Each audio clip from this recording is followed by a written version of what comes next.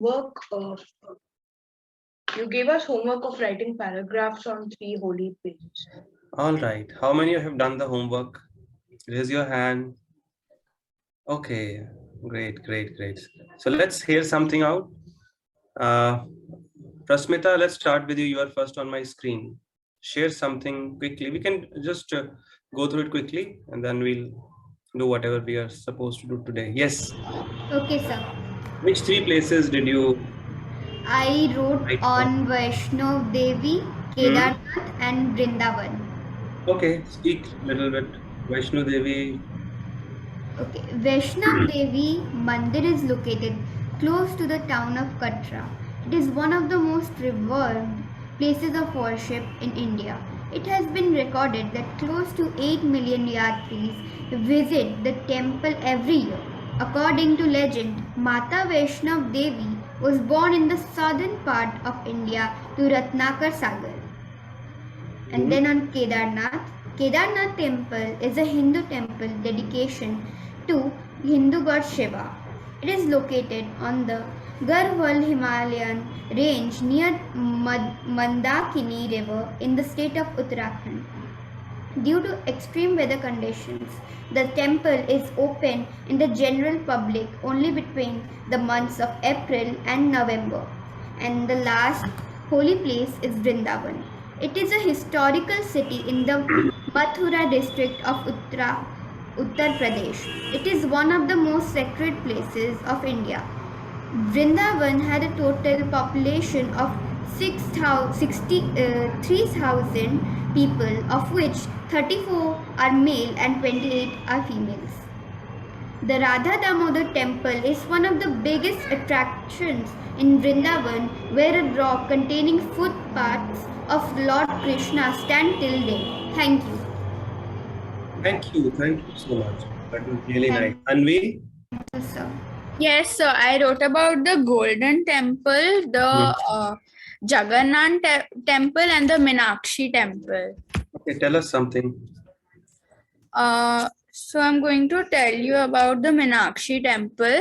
Meenakshi Sundareshwar Temple is a historic Hindu temple located on the southern bank of the Vaigai River in the temple city of Madurai and Tamil Nadu.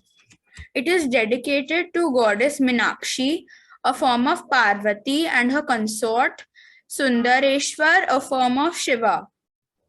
Meenakshi Temple is 2,500 years old, and the present structure has 14 towers or gopurams ranging from 150 to 160 feet in height.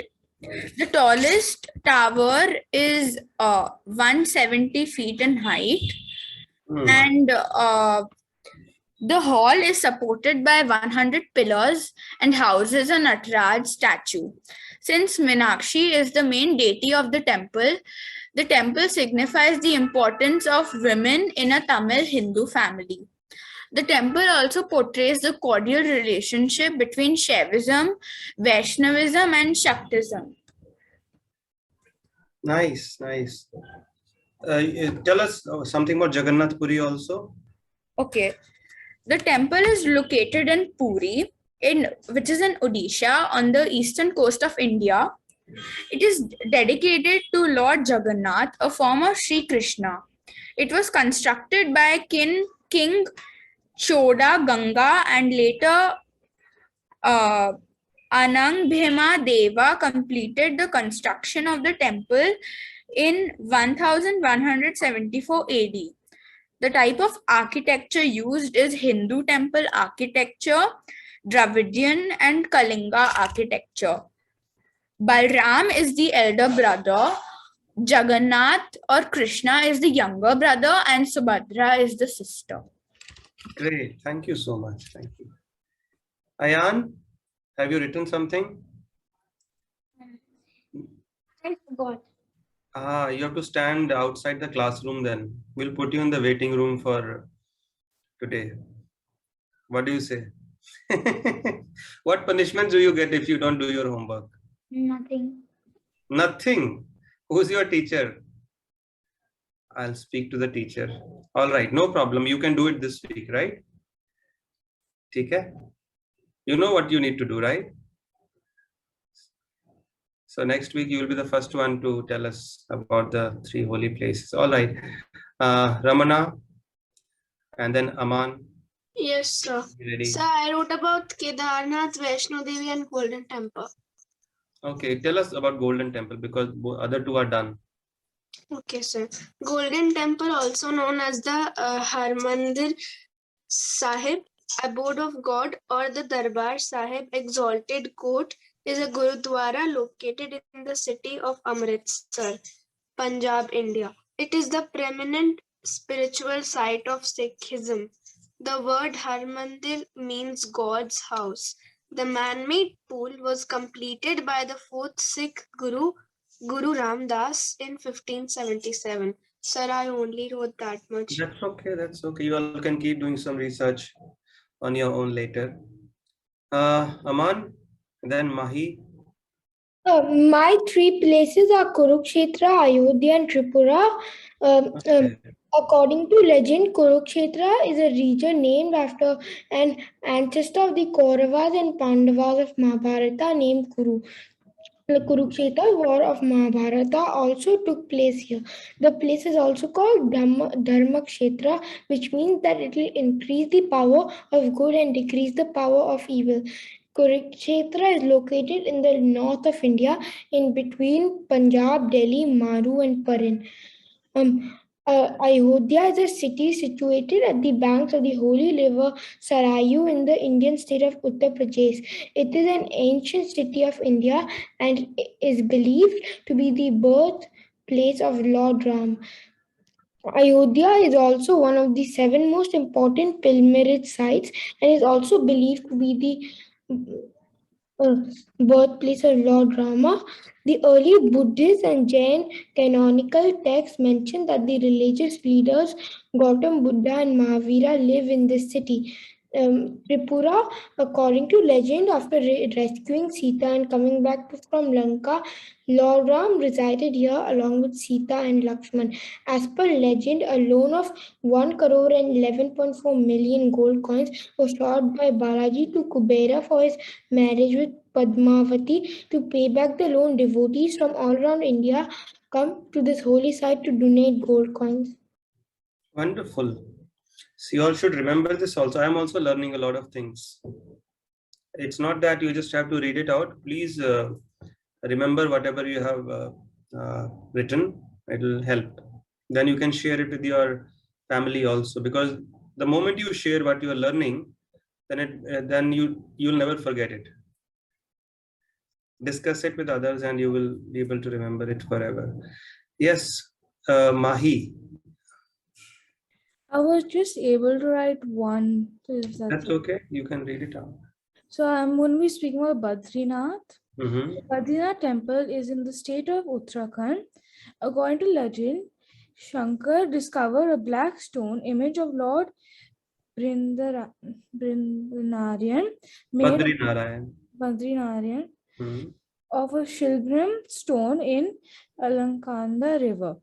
He originally enshrined it in a cave, which later the king of Garhwal shifted to the current temple.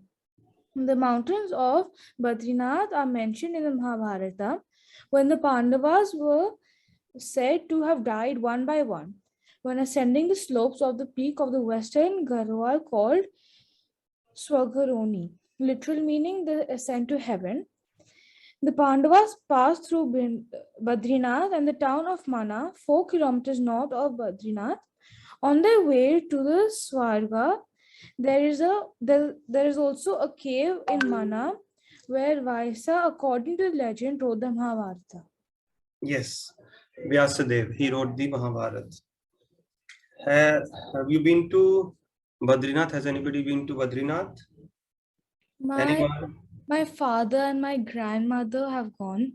Yes. So how many? With their help also.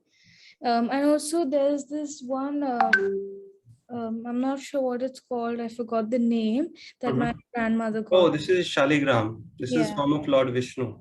Yeah, she got that. Great, great. And you know how to worship this? This is Lord Vishnu only. You have to just simply put some Ganga Jal or Tulsi. These two things are enough to worship Shaligram. It is a deity. Yes, Shrinika, then Radhya. We'll quickly do it. Shrinika, have you done the, or you are joining for the first time? No, I joined last class, but I actually am doing it in someone else's house. I've not got the book in which I did the homework. Okay. But which three places did you? I wrote about Golden Temple, Hmm? Gannath Temple, Hmm. and that Konark Sun Temple. Konark Sun Temple. All right. Next time we'll hear from you. Yes, Radhya, and then Anika. I wrote about the Golden Temple in Amritsar, the Jagannath Temple, and Varanasi. Okay, you speak about Varanasi. Other two are done. Okay. Mhm. Varanasi is an ancient city on the banks of river Ganga in Uttar Pradesh in northern India. It is one of the most sacred sites in India because it is believed to have been the home of Lord Shiva. Millions of people visit Varanasi in order to purify themselves by bathing in river Ganga at sunrise. Thank you. Thank you so much. Anika, have you written something? Anika, screen is jammed. Okay, Divika. Today is my first class. All right, no problem. So I had asked them to write about any three holy places of India because India is full of so many holy places, as you might be hearing now. Yes, I write it this week and keep it. You can speak next time, not a problem. Aradhya is done. Okay, Shivya. Yes, your mic. Hare Krishna. So I've only written one. Why? Yeah. But I couldn't think about the other two. Okay, you could have taken help of your sister. She wouldn't help me. Why not? Because Radhya, she's mean. Radhya is mean. Of course she is. Acha. Who is good in your family then? Avishi. Avishi. Okay, you could have taken Avishi's help then. She also was writing her own, that's why. Okay. Okay, tell us which one you have written about. The stupa at Sanchi. Okay. Yes. Gautam Buddha, who lived about 26 centuries ago, taught new and religious ideas. His followers are called Buddhists. A stupa is a monument that is holy for the Buddhists. The stupa at Sanchi in Madhya Pradesh is over 2000 years old. It is a large hemisphere surrounded by a fence. It has 4 gateways called Toranas facing the 4 main directions. These are heavily carved with beautiful sculptures showing the scenes from the life of Buddha, trees, and animals. All right. Thank you. I'll tell them not to be mean to you. Poor Shivya. Thank you. Yes, Hridan. Then Avishi. I had written 3 and they're all in the chat, but which one shall I choose? Yamunotri, Badrinath, or the Golden Temple? You can speak about Yamunotri because other two have been spoken about already. So the Yamunotri, along with the Badrinath, Kedarnath, and Gangotri, form the Chota Char Dham pilgrimage. It is the source of the river Yamuna and where the goddess Yamuna rests. It is famous for its glaciers and its springs. That's nice. Thank you. Thank you so much. Okay. Avishi. Then Mirka. Yes, I've written about the Meenakshi temple. Your mic is off. Video is off. I've only written about Meenakshi temple. Okay. Read it out. This famous temple in Tamil Nadu is surrounded by open spaces and many assembly halls which have hundreds of beautiful pillars. It was expanded to its present huge size about 300 years ago. The rectangular boundary wall has 4 enormous gateways called gopurams, which face the 4 main directions. There are over 1,000 painted sculptures on each gopuram which show god, goddesses, monsters, animals, and so on. There are smaller gopurams within the temple complex. Thank you. You all should memorize this information also. Not just because I'm asking, you're reading it out. Just try and learn about these holy places as much as you can. Mirka, and then Darian and Rutratej. Then we are done. Then we can start our. Mirka, are you there? Darian, Rutratej. Hare Krishna. All right, Radhya, why are you so mean to Shivya? She's saying. I'm not mean to her. She didn't ask me for help. I would have helped her. I otherwise. So did. I had 2 extra written. We are mean to her. Did ask her. All right. Let's not I fight. did ask her. She said sorry. I can't help you. You can fight after. We are own work. She's mean to us. You can fight after the class. Okay. Okay. So we were discussing last time how we can understand the existence of God in this world. If there is creation, there must be a creator. If there are laws, there must be a lawmaker. If there is some order and design, there must be some intelligent brain behind it. You see such beautiful order and design within the universe. All the planets are moving in their own orbits. They're not thinking, let me go into somebody else's orbit. And there's never a collision.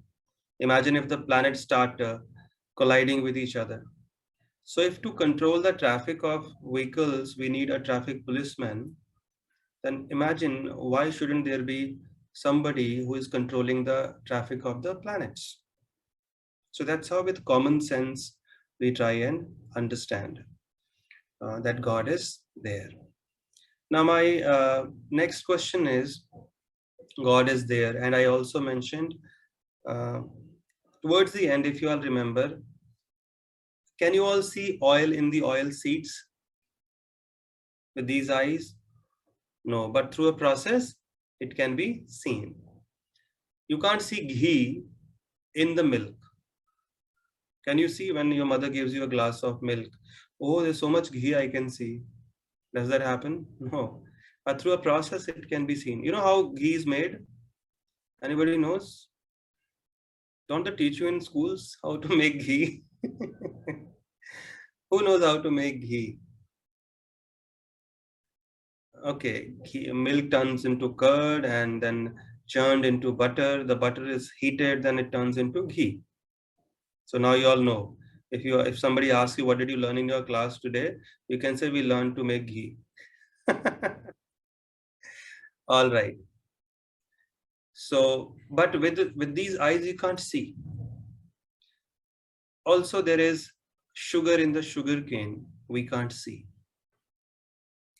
Then how to see God? What is the best way to see him? Who knows?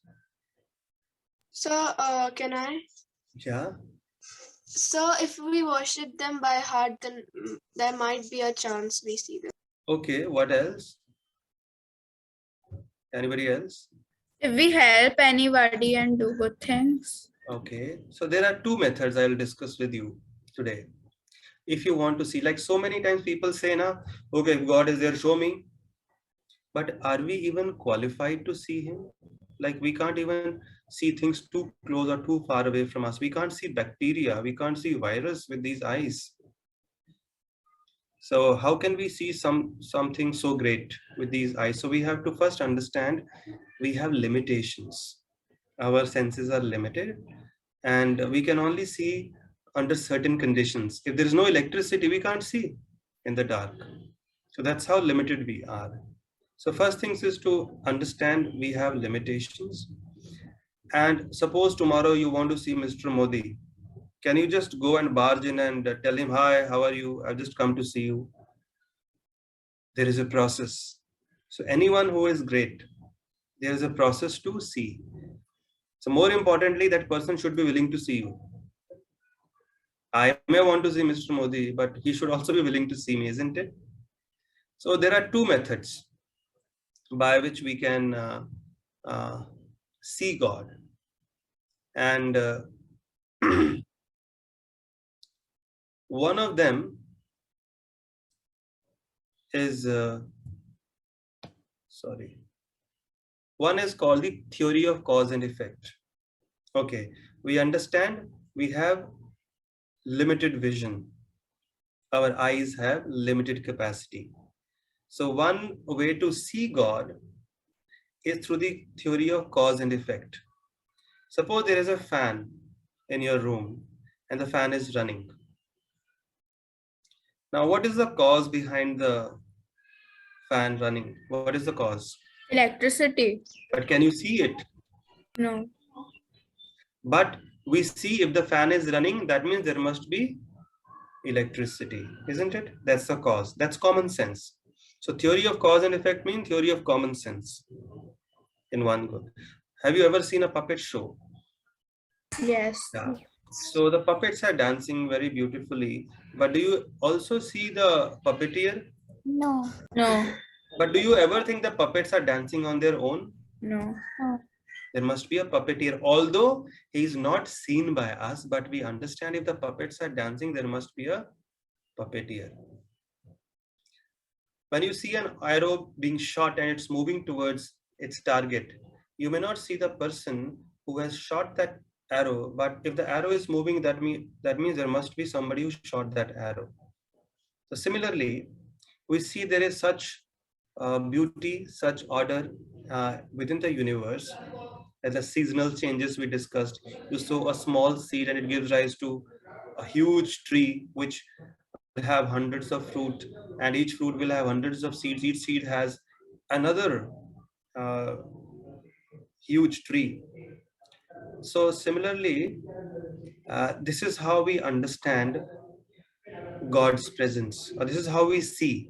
Okay, we can't see God directly, but by seeing what we are seeing, we can understand the presence of the unseen. Have you ever seen a pearl necklace? Yes. Okay, so how does it look like?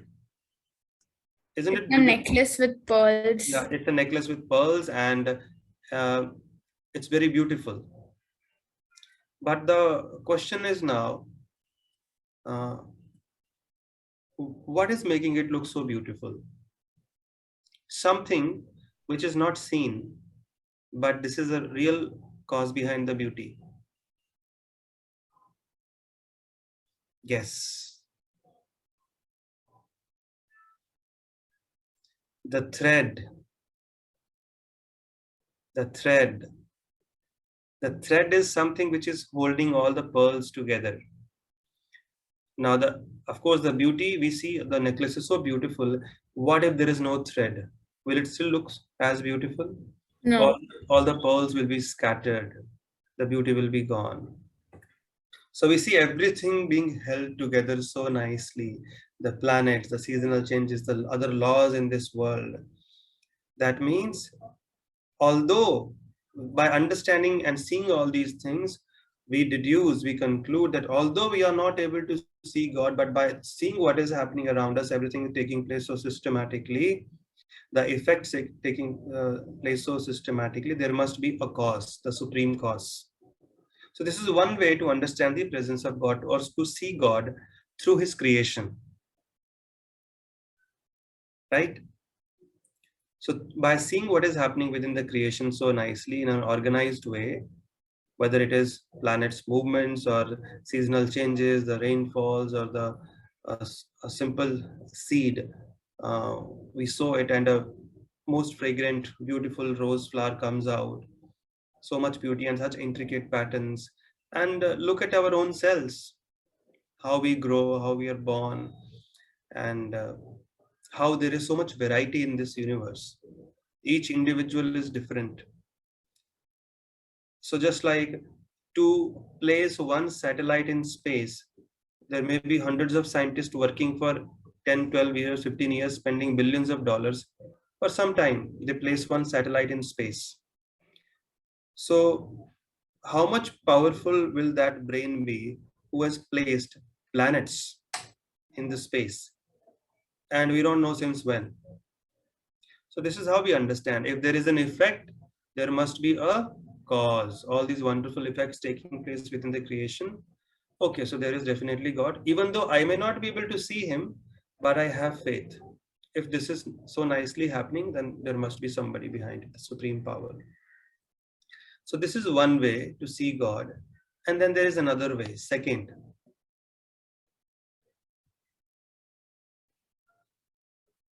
Through service. Now, do you all recognize this gentleman on your screen? Who knows this? This is Mr. Jimmy Carter. He was one of the presidents of the United States at some point. Now, after he was elected as the president, he was sitting in the White House and he was going through various newspapers just to see what kind of propaganda was being made when he was campaigning for the elections. And his eyes fell upon an image in the newspaper which had one person standing in the middle of many Hare Krishna devotees, and this civilian, this US citizen, had a board in his hand which read, "Vote for Jimmy Carter." So Jimmy Carter became very happy. Oh, such a nice gesture. This young boy is campaigning for me. And Jimmy Carter was so happy. And he told his secretary that tomorrow I want to have lunch with this person in the White House. Please arrange. And the secretary said, no, but this was taken somewhere in Florida. This picture, we don't even know this person. The president said, I don't know anything. You have to get this person. I want to have lunch with him tomorrow, without fail. And sure enough, next day, this person was sitting, this young boy, the unknown person, was sitting in the White House having lunch with the President of the United States. Now understand, if this boy wanted to meet the President of the United States, would he have been able to? What was the probability? 1%. 1%, yeah. Almost negligible on his own if he wanted to ever meet the President of the United States. But when the President wanted to see him, then instantly, immediately. And why did the President want to see him? Because he was supporting him. Because he had done some service, some seva, which pleased the President. And therefore the President wanted to see him.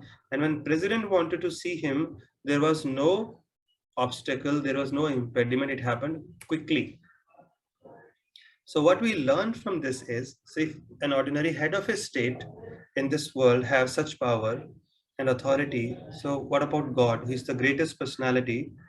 So if we want to see God, say, show me God, there will be many obstacles, so many impediments, because we are limited. He's great, we are small. But when he wants to see us, there would be no problems. And why would he want to see us? When we please him with some wonderful service.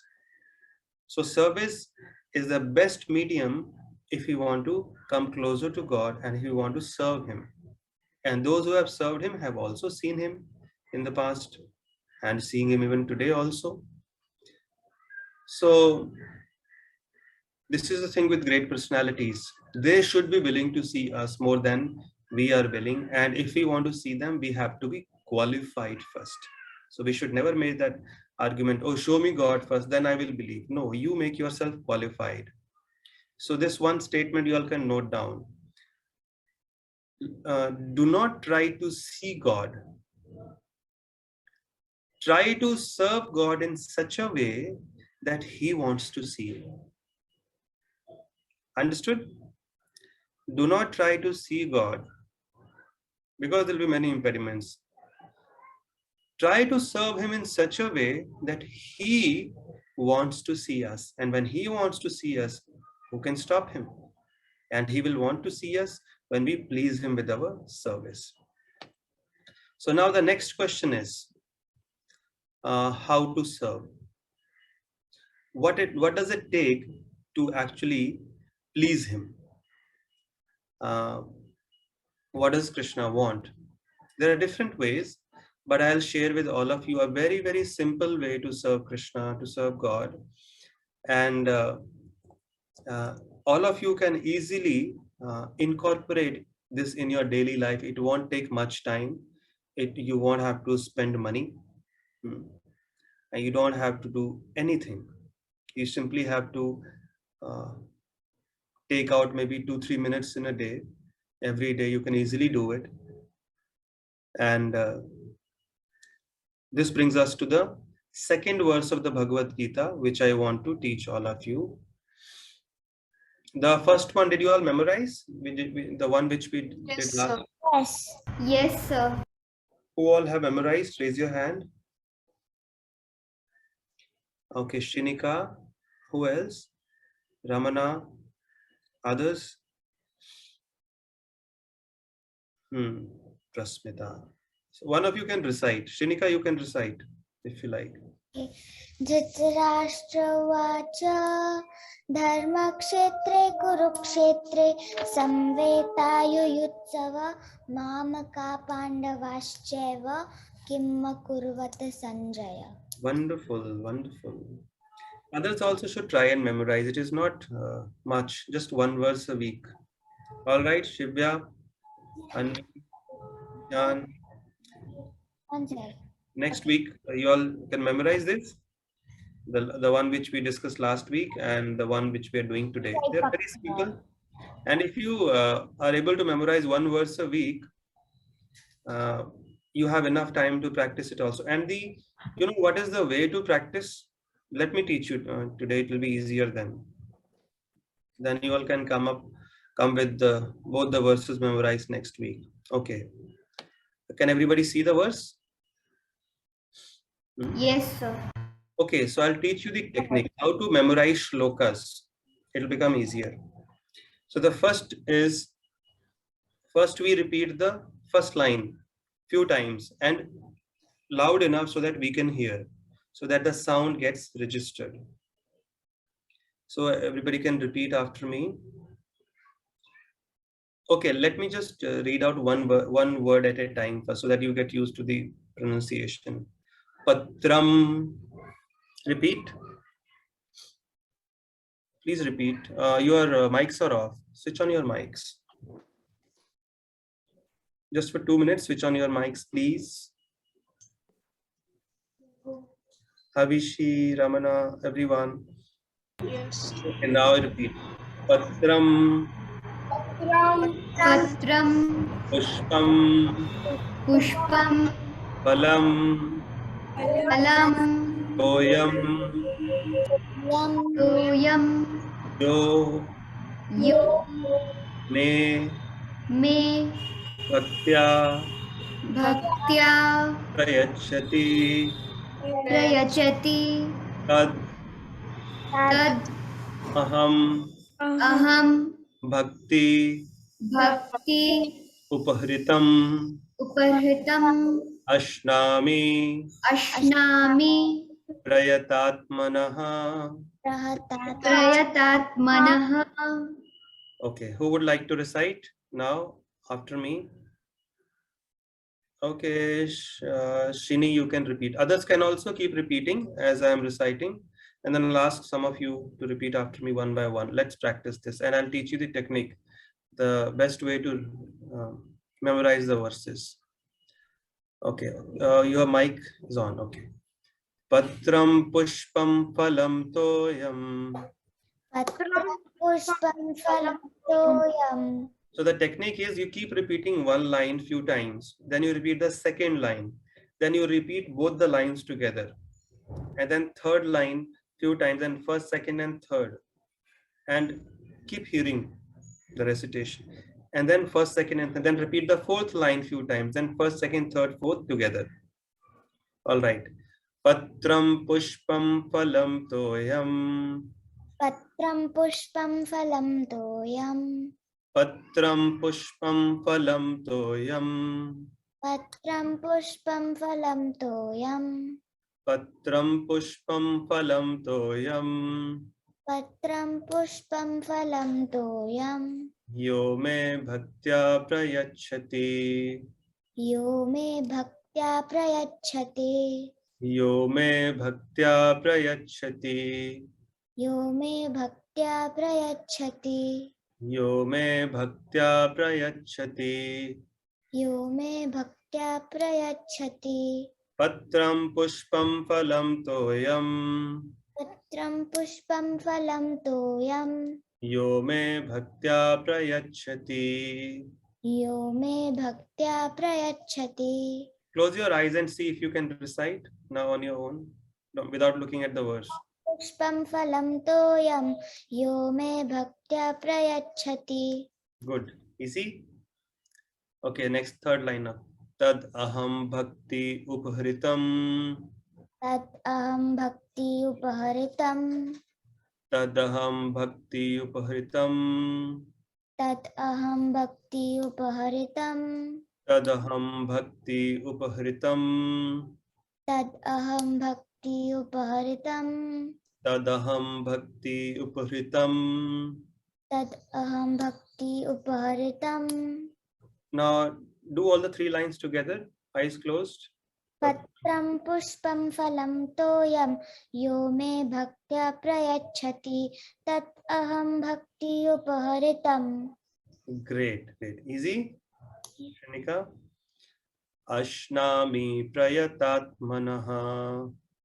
अश्नामि प्रयतात्मनः Ashnami prayatatmanaha. अश्नामि प्रयतात्मनः Ashnami prayatatmanaha. अश्नामि प्रयतात्मनः. Okay. Patram pushpam phalam toyam. पत्रं पुष्पं फलं तोयं Yo me bhaktya prayachati. यो मे भक्त्या प्रयच्छति Taddaham bhakti upahritam. तत् अहं भक्ति उपहरितम्. Ashnami prayatatmanaha. अश्नामि प्रयतात्मनः Tad aham bhakti upahritam. तत् अहं भक्ति उपहरितम्. Ashnami prayatatmanaha. अश्नामि प्रयतात्मनः. Want to recite the whole thing now with your eyes closed? Try. पत्रं पुष्पं फलं तोयं यो मे भक्त्या प्रयच्छति तत् अहं भक्ति उपहरितम्. अश्नामि प्रयतात्मनः. Great, wonderful. Who else would like to try? Otherwise, I will ask.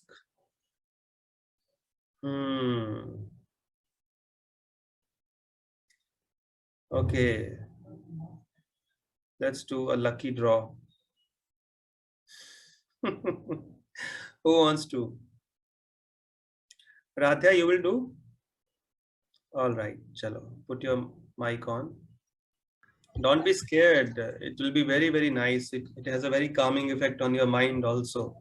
You will be less stressful. If you can recite these verses regularly, when you study, you will be less stressful compared to others when you're preparing for your exams also.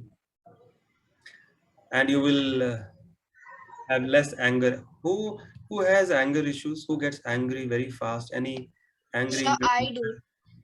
Any angry young man, girl? Who? Ayan. Ayan is one. Okay. So Mahi I is one. also. Ramana is one. Okay. Radhya is saying Shivya also. Is that so? No, sir. No, I'm just joking. Radhya gets angry with us. Achha. I do. Of Okay. course, you do, Radhya. All right. Chalo. Let's start, Radhya. Patram pushpam phalam toyam. Patram pushpam phalam toyam. Patram pushpam phalam toyam. Patram pushpam phalam toyam. Yo me bhaktya prayachati. Yo me bhaktya prayakshati. Yo me bhaktya prayachati. Yo me bhaktya prayakshati. Yo me bhaktya prayachati. Yo me bhaktya prayakshati. Patram pushpam phalam toyam. Patram pushpam phalam toyam. Yo me bhaktya prayachati. Yo me bhaktya prayakshati. Patram pushpam phalam toyam. Patram pushpam phalam toyam. Yo me bhaktya prayachati. Yo me bhaktya prayakshati. Want to recite with your eyes closed these two lines? Yeah. Okay, do it. Without Patram pushpam phalam toyam. Yo me bhaktya prayakshati. easy. Okay. Then now third line. Tad aham bhakti upharitam. Daddaham bhakti uparitam. Tad aham bhakti upharitam. Daddaham bhakti uparitam. Tad aham bhakti upharitam. Tadaham bhakti uparitam. Patram pushpam phalam toyam. Patram pushpam phalam toyam. Yo me bhaktya prayachati. Yo me bhaktya prayakshati. Tad aham bhakti upharitam. Tadaham bhakti uparitam. Now do all the three lines. Eyes closed. Patram Pushpam. phalam toyam. Yes. Yo me bhaktya parakshati. Tad aham. Tadaham bhakti uparitam. Great, great. Now the last line. Ashnami prayatatmanaha. Ashnami prayatatmanaha. Ashnami prayatatmanaha. Ashnami prayatatmanaha. Ashnami prayatatmanaha. Ashnami prayatatmanaha. Tad aham bhakti upritam. Tadaham bhakti uparitam. Ashnami prayatatmanaha. Ashnami prayatatmanaha. You want to do the full shloka? Okay. Okay, do it. Patram Patram pushpam phalam toyam. Yo me bhakti prayachati. prayakshati. Tadaham bhakti uparitam. Ashnami. Ashnami prayatatmanaha. Wonderful, wonderful, great, great. I'm so happy. And the translation is, who will read the translation? It's easy. At least this somebody can do. So can I? Okay, Ramana, you can read. If one offers me with love and devotion a leaf, a flower, fruit, or water, I will accept it. Shivya, read it. Shivya, Now what do I have to read? read the translation. If one offers me with love and devotion a leaf, a flower, fruit, or water, I will accept it. So who is saying this? Krishna. He's telling all of us. So as I mentioned, the best way to see God is not by challenging him. Show me yourself first, then I will believe you exist. One is common sense. We should understand something is happening so systematically is there. And now if you want to physically see him, the best way is by service. And by service, if we can please him, when he wants to see us, then it will be easier for us to see him. So it is, we can see God not when we want to see, but when he wants to see us. As simple as that. So, and how to serve him then? How to please him? And he would want to see us when we have pleased him with some seva, some service. So the question is, then how to serve him? Here Krishna is answering. If one offers me with love and devotion a leaf, which leaf is he talking about? So neem? No, not neem. Neem is very karwa. Who said that? Shanika. Yeah, it's tulsi. Tulsi leaf is very dear to Krishna. A flower. Which flower? So can it be rose? Any flower which has fragrance. We should never offer any flower which doesn't have any fragrance. Fruit. Which fruit? So apple? Any fruit. Mango. Specifically, seasonal fruits must be offered. Like some of you might be having this at home where the Lord is offered a full meal and sometimes fruit, sometimes butter. And so any fruits, especially seasonal, and mango is very dear to Krishna, and water. right? So it's very, very easy to serve God and please him if he can just do these. He's not asking for, okay, every day you offer me 56 items. He's saying, if somebody offers me even these simple things, and why is he making so simple? So that anybody can do it. Even a child can do it. Even a poor person can do it. Even a rich person can do it. Even a person who doesn't have time, he can also do it, because these things don't take much time and they don't cost you. Tulsi leaf you can pluck from anywhere. A flower, there is fruit, there's some water. But the main thing that is required here is with love and devotion. So is Krishna hungry for our food? No. What is he hungry for? What is he actually looking for? Sir, love and affection. Love and affection. Whatever we offer him, you can offer milk sweets. You can offer sweets. You can offer dry fruit. You can offer juices, vegetables. But whatever we do it with a lot of care, love, and attention. And if we do that, he's pleased. And one day he would want to show himself to us. And that's the way to see him. Not that in schools and colleges also sometimes people challenge, show me if he exists. No, we have common sense. If something is happening so nicely, there must be somebody. Although I am not able to see him because that is my limitation. But I can, through a process, see him, just like ghee can be seen in the milk through a process, not with these eyes. So through a method, through a process, we can also please him so that he is pleased to show himself to us. We can see a great person, whether it's a prime minister, chief minister, or any great person, only when they agree to see us. So similarly, when it comes to God, who is the greatest personality, when he agrees to see us, then we can see him. And the way, why would he want to see us if he's pleased with us? He's pleased when we serve him. And this is the simplest way to serve him. I'll end with one nice story. How it is so dear to Krishna. There is a story about leaf, flower, fruit, or water, but I'll just tell you one because we have limited time. Next week, if you all want to hear, you can remind me. So leaf. Have you all heard about Narad Muni? Narad Muni. Have you all heard about Narad Muni? Yes, sir. Who is he? He was a devotee of Lord Vishnu. Yeah. Okay. So he's a very, very special devotee. Narad Muni. He's always chanting Narayan, Narayan on his veena, the musical instrument. So once he came to Dwarka. Dwarka is another holy place. As you all have must understood today, there are so many holy places in India. This is India's real wealth. And we should always remember and visit these places every now and then, if possible, because that's where the Lord has incarnated many times. He has stepped into those lands. So they are very, very purified. Just by stepping into such holy places, we get completely purified. Our minds become calmer.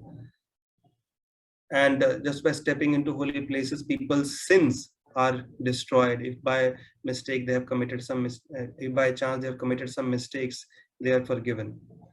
That's why it's important to visit holy places on a regular basis. We plan our holidays to different places in the world. We should also plan our holidays to these holy places every now and then. So Narada Muni once came to Dwarka, and there was some condition where he wanted to take Krishna away. And Krishna agreed because Krishna had lost a bet or something they had done. And Krishna was about to leave with Narad Muni now. And all the residents of Dwarka, they came to know, especially Krishna's queens. How many queens did Krishna have in Dwarka? I think 16,000. 1600. 1,108, and as many palaces also. So these were 16,100 were actually princesses which were saved by him from a demon called Narakasur. They were held captive. So Krishna saved them, and they said, nobody will accept us now, you accept us. So being God, he accepted all of them. So all the queens became very anxious. Oh, Krishna will leave us now. We can't let it happen. So they started bargaining with Narad Muni. And finally, Narad Muni, seeing their love, because they were also attached. Narada is also attached to Krishna. Narada said, all right, if you all give me gold, jewelry, equivalent to Krishna's weight, then I will be happy with that, and you can keep Krishna in Dwarka. So they agreed. So they made a weighing scale. And on a weighing scale, they put Krishna on one side, and all the queens, they started putting their jewelry on the other side of the weighing scale. And as they kept on, now imagine Krishna is, how many kgs he must be? Must be, he's a young man, but they put all their jewelry, all the 16,108 queens, they brought more gold. Still Krishna's side was heavier. So everyone became very, very anxious now. What to do, what to do, what to do? Krishna would be gone now. Then Krishna's principal queen, what was her name? Anybody knows Krishna's principal queen in Dwarka? Rukmini. Rukmini. Yes, Radha, thank you. So Rukmini knew the secret. So she came and she did something magical. And immediately Krishna's side became lighter and the other side became heavy. What did she do? She put her jewelry. Her jewelry. No. She put herself. No. Tulsi Patta? Yes, Devika, you said Tulsi? Yes. Yes, she knew the secret. That Tulsi is so dear to Krishna, the leaf of Tulsi, that Krishna finds it very difficult to repay that debt to a person who offers him even one Tulsi leaf. So it is said that if somebody offers one Tulsi leaf to Krishna, Krishna becomes that person's property. Krishna sells himself to that person. He becomes so pleased.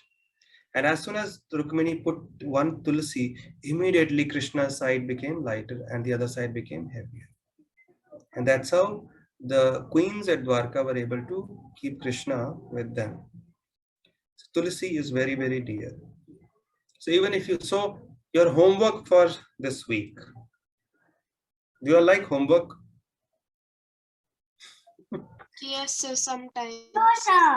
But this time it No, will be it's easier. not long and lengthy. It's fine. Avishi doesn't like. I'll ask Shivya to help you. She doesn't like homework. But this time it will be easier, much easier.